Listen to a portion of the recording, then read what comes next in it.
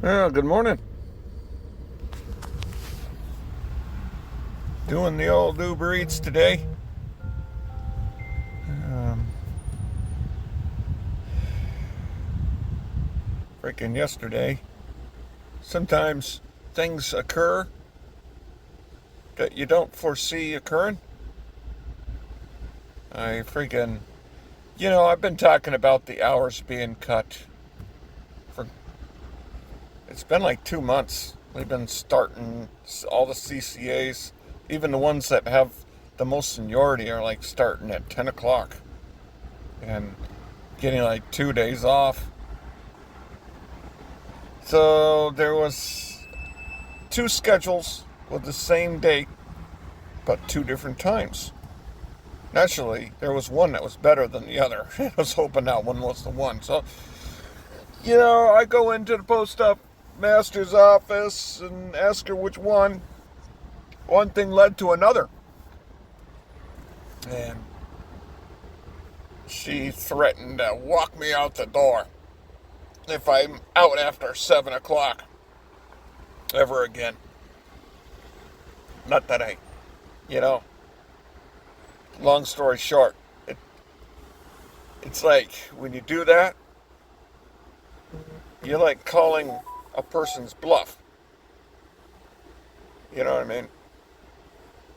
So after I'd left the office, I'm like about to be told what to do for the day, and I told the supervisor to get my resignation form. There's just something about that, you know, being told or threatened, like with your job. It's like something in the brain. It's like the same thing with receiving an ultimatum. When I receive an ultimatum, it's the same thing. It's kind of like principle. You don't submit to an ultimatum.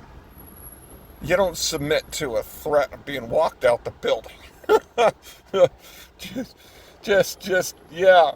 Um, so I did change my mind. Um, so I'm still working post office. Um, I'm pretty much, I think, creeping out the door. It's the progression of the mind, and yeah, pattern of leaving a job. I think um, got to pay the bills. Uh, you know, um, part of the job that I mean, really, when it comes to um, coworkers, it's a great job. You know, um, but yeah, management. I watched that video online of DeJoy talking about stability of the workforce. And that's why he converted a lot of people. Um, and yeah, the management sees the new people as, disposable in the attrition rate. So yeah, and and Rand Paul bitching about the pension plan. Then it makes you realize that 9% statistic of CCAs making it the career for 2 years, I think is designed on purpose. Um, they work you, and then they try to get you out, so they they can get labor that's unbenefited while they keep on hiring, because they're hiring new CCAs at the same time that they've cut the hours. So it's just all a numbers game for them. Uh, But, psychologically, you go in, you've been used to going in, being told what route you have, and being able to case the route and get out and get it done, and then they take that away from you. Um, you're not going to feel good about it. But there's not really anything you can do about it, because I'm a CCA. Nothing states that I have to case the route, so it's just when you remove things, you remove things. I mean, you remove the hours, and you remove a lot of the responsibility, and start people late so you can always be close to the deadline that they offer, which is kind of like a self-fulfilling prophecy. And you're mad that people are coming back around 7. Well, you're starting them 10 at 10. So, lo and behold, I wasn't angry. I was just going into the office asking about the schedule, because there was 2 of them. And I asked about the 10 o'clock for Sunday. Because, I just said, not trying to be a dick. If we start at 8:30, we'd get done sooner. And she's like, it don't matter when you start. You're going to be out the same amount of time anyways. So I'm like, I don't really think so. What are you talking about, milkers? And she got pissed. She's like, you gotta listen. I'm like, no, I hear your point. I hear what you're saying. And then she found out about me being out after 7 that other week, because I had done a route, got it done on time, did the EDDM with it, and got done in good time. And then so I told the supervisor, yeah, I'll be done about 6:30, because I assumed that I had a 2-hour piece. Turned out it was a 4-hour piece. And my phone died. So I couldn't communicate after that. So I was out to 8:30.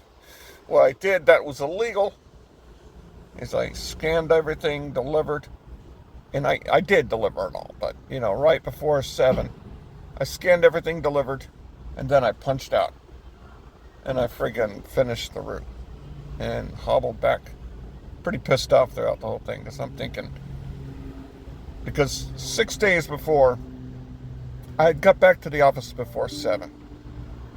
But either I forgot to punch out, or 2, I punched out after I was done unloading everything.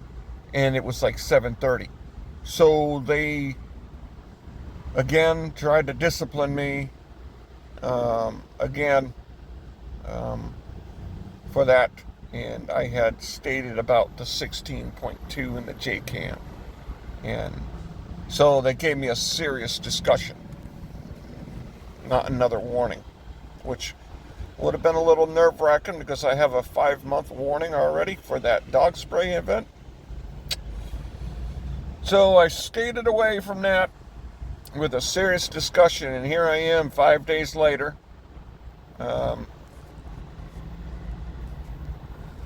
with a piece that put me over 7 o'clock. And you can understand how irritated I am, because I wasn't working slow. Here it is, I'm after 7 again, man. I'm like, fuck.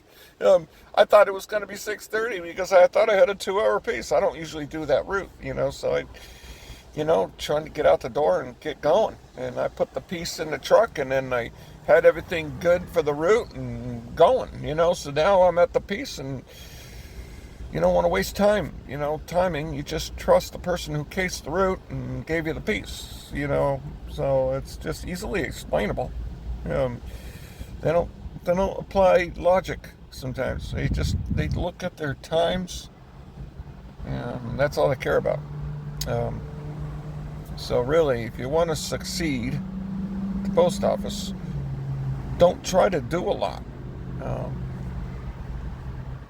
Just do the minimum you have to do, and make sure you don't get back to the office around the cutoff time, and you'll succeed. If you're going to try to do a lot of work, it's good.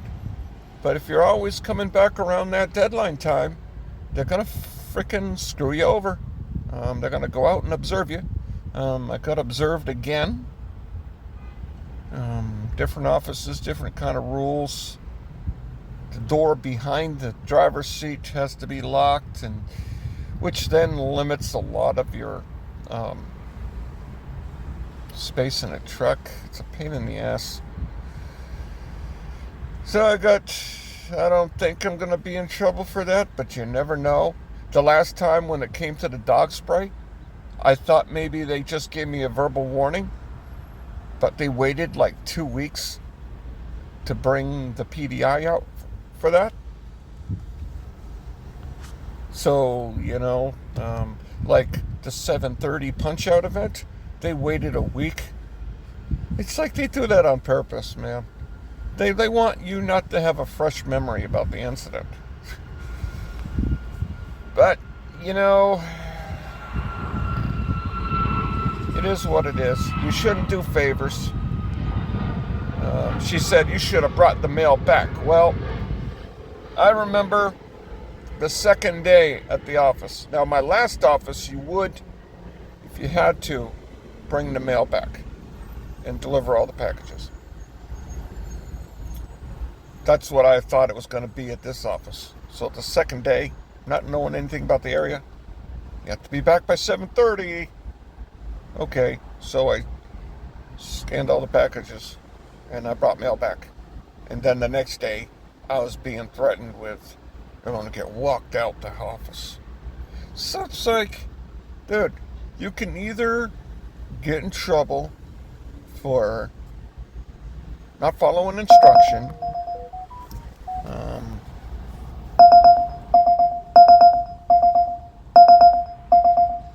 I think I'm going to take this. I don't think I'm going to take it. Yeah, it's just gas money right there. I'm not taking it. Too much gas, and the traffic going up there, freaking.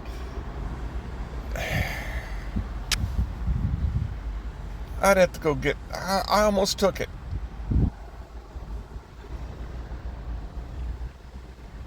Yeah, screw it. I don't want to wear out my car. I really don't want to wear out the car. And that wasn't $1 a mile, anyways. And then, yeah. So, yeah, you're going to get in trouble because, okay, you didn't follow instruction and get back for the deadline. Okay, so if you follow and you've done that, now you're in trouble because you delayed the mail, right? You brought mail back. You delayed the mail. Either way, you're going to choose the lesser evil. And then you're going to choose what makes you happy, like finishing the job. So that's what I did.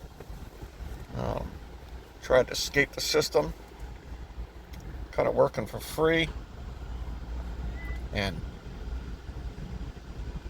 finishing the job rather than come bringing the mail back and dealing with that crap of now probably facing discipline for delaying the mail. You know what I mean? So I'm like, I didn't argue after that. I mean, with her, I'm not going to argue with that. I mean, she was like, you need to listen. I'm like, I'm not, I told her, I'm like, I hear what you're saying. I'm not arguing with you. I'm just trying to relay my point about,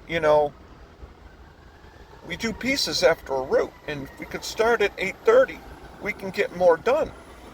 And that's just the truth. Like the other week, I got a crazy amount of work done, and it was because I had an opt on a route, and I was able to start at 8:30, and it gave me that hour and a half to get that piece done. If I started at 10, I wouldn't have been able to have done that. True story. So I left the office. I wasn't yelling. I was like, well, the job's only worth what it pays. And, I'm like, yeah, that's true. The pay you get is what the job is worth objectively. And they want you to get emotionally involved. They want to obligate you in your mind to try to get you to stay. True story.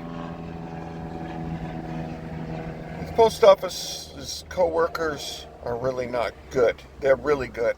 They're really, yeah, of all the jobs I've worked, really, when it comes to working with the co-workers, it's a really good job. One of the best. Um, it's like, yeah, usually I can walk away from a job, no problem. And yeah, it's a little bit trickier. because yeah, you like working with the people you're working with, and you like the job. So therefore, you pass in your paper and you're having second thoughts. And it's like kind of like a player out there who goes out with all these girls, dumps them all, because he's a player. He moves on to the next girl, not feeling nothing because he's a player. And all of a sudden, he runs into this one girl and he tries to dump her. And he's heartbroken. He's like, what the hell, man? Yeah, it's kind of a parallel. That's my parallel in comedy about losing jobs and losing girlfriends. How do you get over the girlfriend? You get another one. You get a new girlfriend. That's how you do it. How do you get over a loss of a job? You get another job. You kind of have feelings for both. So, yeah, it's kind of, it's my parallel. I think I came up with that one, actually. I've been talking about it for years. And that's my bit, So, it is what it is. No one's forcing me to work for $19.82 an hour. But if you don't get the hours, you don't get the hours. It's your responsibility to make the money, which is the reason why I'm plugging in Uber Eats. I paid off one of the vehicles, so I'm ahead on the rent for a year. I don't have to worry about with that car. So that frees up a lot of choice in my life. So, management. It's like you removed all the things that really a person likes. So what else is there to apply for leverage? There's nothing else to take away other than the job itself. What else is there to take away, man? You can't case the root anymore. You take away the Sunday day off and starting people late. I mean, think about it. You're giving all these $35 an hour people all this overtime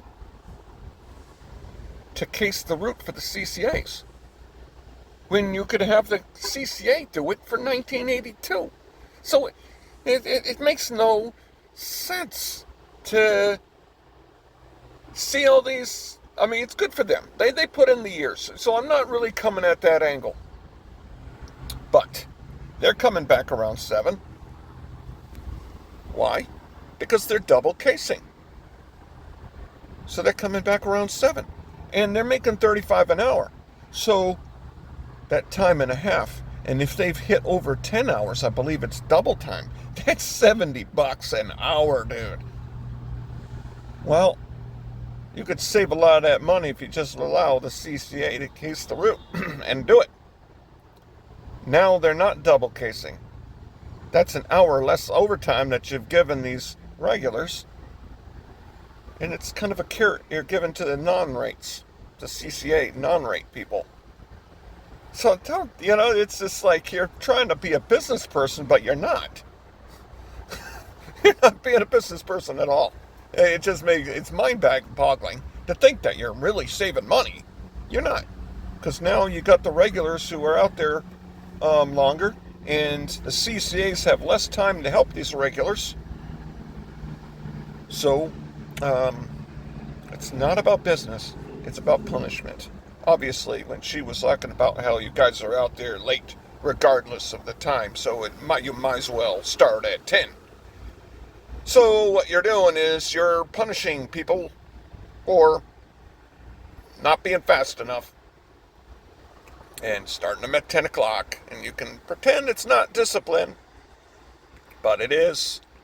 Because why else would you know how expensive it is to live? And you know how much you have to pay the regulars. And you could have the $19.82 per hour person do it, who's demonstrated doing it. And you'd rather pay someone $35. So you can say it's not about punishment, but it is. It's basically being quiet fired, pretty much. So it's it's a joke. It's a joke. It's really, what else is there to lose? Um, really, just watching that DJoy video. I mean, he was blinking pretty good. He was irritated. I would be too. Rand Paul didn't even give him a chance to respond. He basically talked over the guy in that interview. Talk about how he would fix the pension program. So when it comes to people, the glue that keeps people at the post office, really, it is probably the pension program and the benefits in retirement. If you would get rid of that somehow legally, there'd be no incentive to stay. Really, for real. The stability of the workforce would deteriorate drastically. I mean, but me, I'm almost 50 years old pretty soon, in a couple weeks, so I'm not really a career guy anyway. And really, I like change. You know, I like change. I like doing new things. Staying at a place, for the rest of my life is kind of, I don't know, it's just not who I am. And that's part of the reason why, like, e-gig work is good for me. It suits my personality. You know, that's the reason why I've moved jobs a lot, I think. You know, so yeah, it's crazy. But personal things that happen in life shade how you handle things. And I've been having some personal stuff occur. Life stuff. You know, life happens. And so when it comes to that. But I think the reason it's just like this. It was like she was calling out my honor when she made that, like, next time you're out after 7, I'm going to walk you out the building. It's kind of like she called me out and dared me or called my bluff. You know? Kind of like your mind's like, if you're a self-respecting person, you don't tolerate that. Don't allow somebody to threaten you like that. You just, you know, show them that you're willing to move on. You know, for real. It shows that you're willing to move. You don't have that kind of power over me like that. You know what I mean? You know, because then they still do. But now they know that you're willing to move. Maybe they will make that move when they make that move on you. They won't just level threats at you. So therefore you can, you know what I mean? You don't want people just making threats when they're real or not real. So if they know that you're willing to move away, then when they do try to get rid of you, which, you know, I've been observed a few times, which, you know, petty stuff. You know, I could think, you know what I'm thinking, you know, but then maybe they'll just be more, less apt to be prone to the threatening, like, I'm going to walk you out the door, whatever, when you're willing to walk out the door. You know what I mean? Just kind of, it'd be a different story. If I was making $35 an hour, I'd definitely be submissive to that. And I'd still be unhappy about that. But that $35 an hour would keep me in line. If I was maxed out and making that money and making that time and a half. I admit, you know, I'd be submissive to that. But at $19.82 an hour with hours cut and all the things you like doing removed and pretty much being I'm told what I was told, which means that she did it out of punishment. Um, what what is there to lose? You know, I mean, seriously, it. What is there to lose? Um, it's freaking, it's nuts. Um, so, life's about choices. What you need to do is you need to um, step into another door before you leave another one. That's probably the smarter thing to do. Um, don't make rash decisions to shoot yourself in the foot either.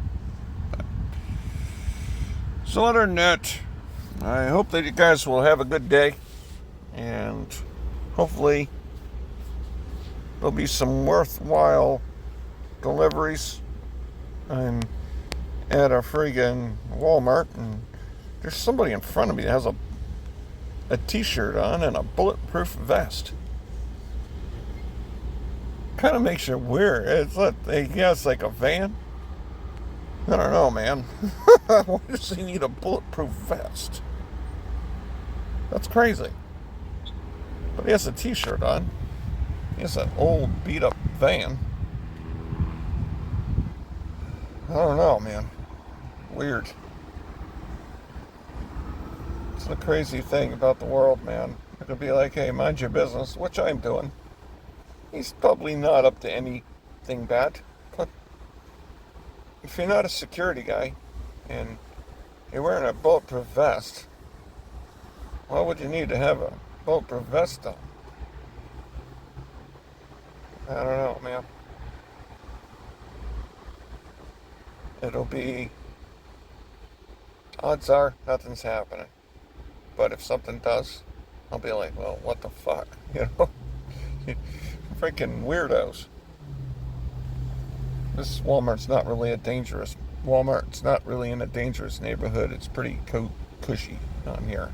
So, yeah. No need to have a bulletproof vest here. I mean, it's pretty. I mean, yeah, this neighborhood area is pretty safe. But, oh well. Still, I'm not going to Gardena. Fuck that. I'll get a better one. Gotta be picky. I'll catch you guys later. Thank you.